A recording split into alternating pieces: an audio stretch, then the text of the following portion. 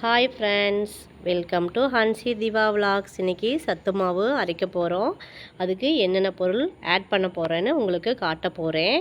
வரகரிசி, குதிரைவாளி, வெள்ளை சோளம், கைக்குத்தல் அரிசி, மக்காசோளம், காட்டு யானம், சாமை அரிசி, மாப்பிள்ளை சம்பா, முந்திரி, நிலக்கடலை, கம்பு, மூங்கிலரிசி, கருப்பு கவனி, சிவப்பரிசி, தூயமல்லி, அவரை, திணையரிசி, சிவப்பு சோளம், கருப்பு உளுந்து, பொட்டுக்கடலை, வெள்ளை சுண்டல், கோதுமை, அவல், சோயா, வால்நட், வெள்ளரி விதை, பார்லி அரிசி, சுக்கு, ஏலக்காய், ஜவ்வரிசி, பிஸ்தா, கருப்பு சுண்டல், பாதாம் பருப்பு, கொள்ளு, பச்சைப்பயிறு,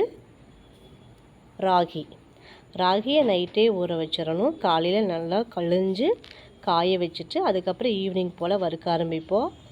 பாதாமும் அதே மாதிரி தான், நைட்டே ஊற வச்சு காலையில் தோல்லாம் உரித்து காய வச்சுட்டு ஈவினிங் போல் வறுக்க ஆரம்பிச்சுக்கலாம். இதில் நான் ஆட் பண்ணிக்கூட பொருள் 36 வகையான பொருட்கள் ஆட் பண்ணியிருக்கேன்.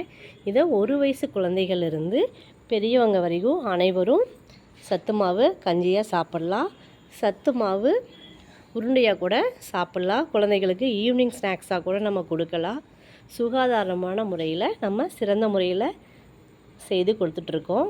யாருக்காவது உங்களுக்கு வேணும்னா வாட்ஸ்அப் நம்பருக்கு வாட்ஸ்அப் பண்ணுங்கள். ஃபஸ்ட்டு ஆர்டரை நீங்கள் போட்டிங்க அப்படின்னா உங்களுக்கு ஷிப்பிங் சார்ஜு ஃப்ரீயாக உங்களுக்கு பண்ணி கொடுப்பேன்.